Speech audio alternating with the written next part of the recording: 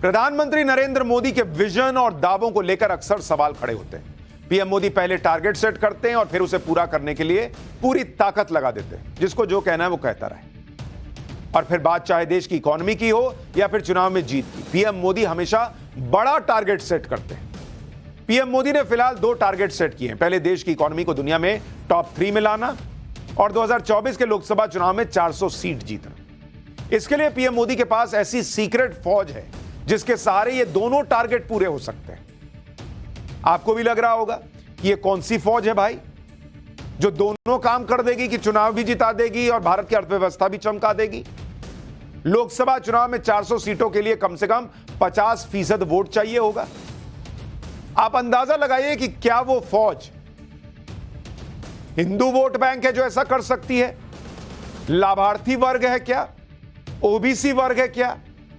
इन सारे वर्गों का वोट तो पीएम मोदी को ऑलरेडी मिल ही रहा है और पिछले चुनावों में यह देश देख भी चुका है। लेकिन 2024 में 400 सीटों का टारगेट पूरा करने वाली फौज वो है जिसे पीएम मोदी ने घर का मालिक बना दिया, जिसे पीएम मोदी ने गैस सिलेंडर दिया, जिसके घर में पीएम मोदी ने बिजली पहुंचाई, जिसे पीएम मोदी ने बराबरी का अधिकार दिया, जो पीएम मोदी की प्रायोरिटी लिस्ट में टॉप पर हैं, और वो है देश की नारी शक्ति।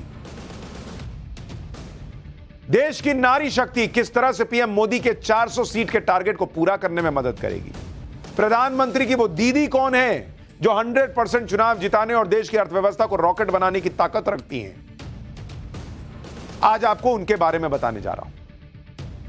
लेकिन उससे पहले आप यह देखिए कि पीएम मोदी के मन में देश की नारी शक्ति के प्रति कितना सम्मान है। आज ही देखिए विमेंस डे भी है और आज की ही तस्वीर दिखा रहा हूं। आज पीएम मोदी ने नेशनल क्रिएटर्स अवार्ड दिए और इस दौरान देश भर से अलग अलग फील्ड के डिजिटल क्रिएटर्स को सम्मानित किया।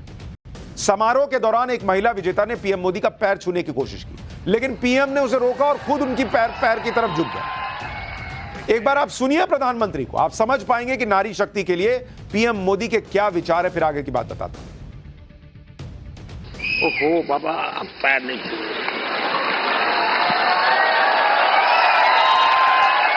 देखिए,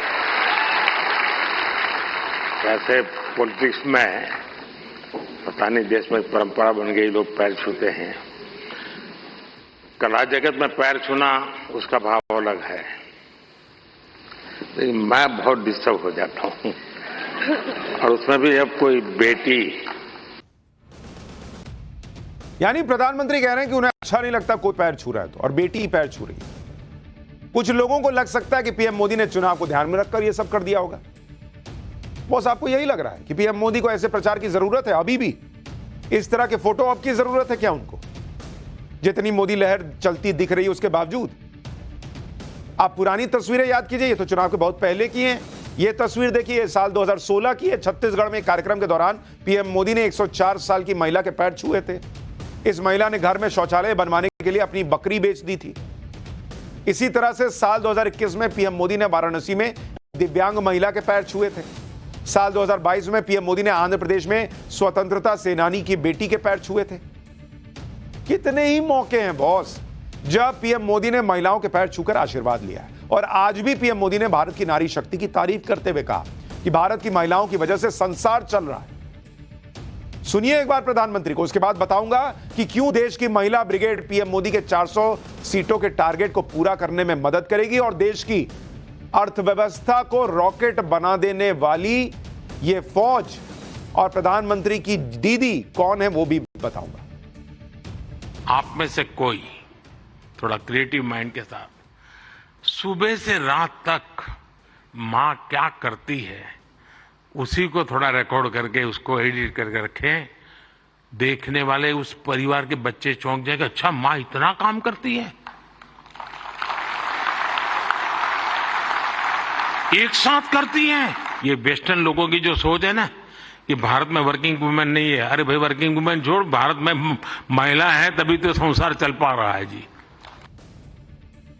पीएम मोदी पर देश की महिलाओं का भरोसा कैसे बढ़ा है वो पिछले 2 लोकसभा चुनाव के नतीजों से आपको बताता हूं। और ये लगातार बढ़ता जा रहा है और उसकी वजह है कि महिलाओं को दिख रहा है कि नरेंद्र मोदी उनके लिए कैसे समर्पित होकर काम कर रहे हैं। महिला वोट आप देखिए, महिला वोट 2014 के चुनाव में, ये बीजेपी के लिए बता रहा हूं, नरेंद्र मोदी के नाम पर जो महिला वोट पड़ा, 29% महिलाओं का वोट बीजेपी को गया था 2014 में, जब नरेंद्र मोदी पहली बार प्राइम मिनिस्टर बने। 2019 में यह बढ़कर 36% हो गया, यानी 7% का जंप। और इसकी वजह से 2014 से 2019 तक पीएम मोदी के महिलाओं के लिए काम है, जिसकी वजह से यह जंप दिख रहा है। इससे कोई हवा में जो है वो वोट नहीं देता। दिसंबर 2023 में 3 राज्यों का चुनाव जीतने के बाद पीएम मोदी ने कहा भी था कि देश की नारी शक्ति अगर किसी का सुरक्षा कवच बन जाए तो कोई भी ताकत नुकसान नहीं पहुंचा सकती। एक बार सुनिए प्रधानमंत्री की बात, फिर वो योजनाएं बताऊंगा जो देश की महिलाओं को आत्मनिर्भर बना रही हैं।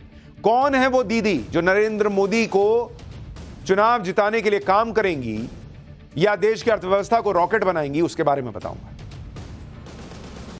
साथियों, मैं आज विशेष रूप से देश की नारी शक्ति का अभिनंदन करूंगा। रैलियों में मैं अक्सर कहता था कि इन चुनावों में नारी शक्ति ये ठान कर निकली है कि भाजपा का परचम लहराएगी। अब आप डिटेल में समझिए कि देश की नारी शक्ति पीएम मोदी के साथ खड़ी क्यों है। क्योंकि महिलाओं को अमूमन साइलेंट वोटर माना जाता है, वो अपनी राय वोट के जरिए ही जाहिर करती है। आपको पीएम मोदी की योजनाओं के बारे में एक एक करके बताऊंगा। सबसे पहले वो योजना जो नरेंद्र मोदी और देश दोनों के लिए जबरदस्त परिणाम दे रही है, लखपति दीदी योजना, जो पीएम मोदी का एक तरह से ड्रीम प्रोजेक्ट है। 15 अगस्त 2023 को पीएम मोदी ने लखपति दीदी योजना की बात की थी। इस योजना के जरिए महिलाओं को फाइनेंशियल और स्किल डेवलपमेंट की ट्रेनिंग दी जाती है। योजना का लाभ लेने के लिए महिलाओं का सेल्फ हेल्प ग्रुप से जुड़ा होना जरूरी है। देश में करीब 83 लाख सेल्फ हेल्प ग्रुप काम कर रहे हैं। महिलाओं को योजना के तहत कई तरह के स्किल्स सिखाए जाते हैं। एलईडी बल्ब बनाने से लेकर ड्रोन तक की ट्रेनिंग महिलाओं को दी जाती है। वर्कशॉप के जरिए business plan, marketing, budget, saving और इन्वेस्टमेंट के बारे में बताया जाता है। डिजिटल बैंकिंग सर्विस जो है, मोबाइल वॉलेट और फोन बैंकिंग की जानकारी दी जाती है। उसके बाद महिलाओं को अपना बिजनेस शुरू करने के लिए 1 से लेकर 5 लाख रुपए की आर्थिक मदद दी जाती है। इससे महिलाएं इतनी आत्मनिर्भर हो जाती हैं कि वो सालाना कम से कम 1 लाख रुपया कमा लेती हैं। सालाना 1 लाख रुपए से ज्यादा कमाने वाली महिलाओं को ही लखपति दीदी कहा जाता है। इस योजना के तहत अभी तक 1 करोड़ महिलाएं लखपति दीदी बन चुकी हैं और सरकार का लक्ष्य है कि अगले 3 साल में 3 करोड़ महिलाओं को लखपति दीदी बना देना है। लखपति दीदी योजना के बारे में पीएम मोदी का कहना है कि जब महिलाएं सक्षम बनती हैं, आत्मनिर्भर बनती हैं, तो पूरे देश पर उसका असर पड़ता है।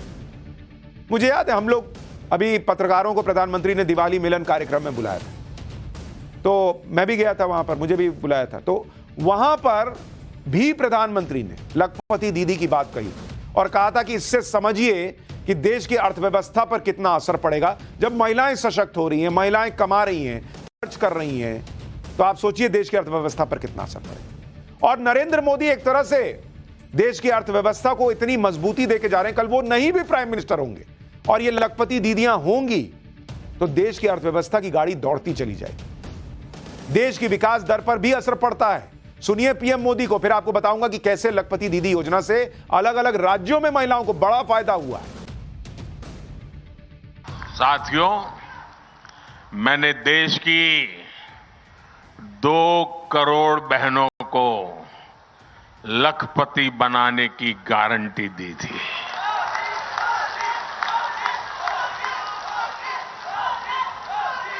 बीते वर्षों में जब मैंने हिसाब किताब लगाना शुरू किया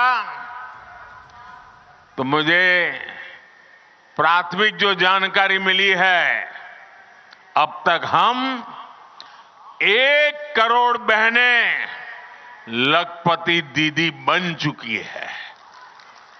हमारे देश में सेल्फ हेल्प ग्रुप में काम करने वाली 1 करोड़ बहनें जब लखपति दीदी बनती है ना, तो नीचे धरती कितनी बदल जाती है दोस्तों। अब इस बजट में हमने लखपति दीदी बनाने के लक्ष्य को और बढ़ा दिया है।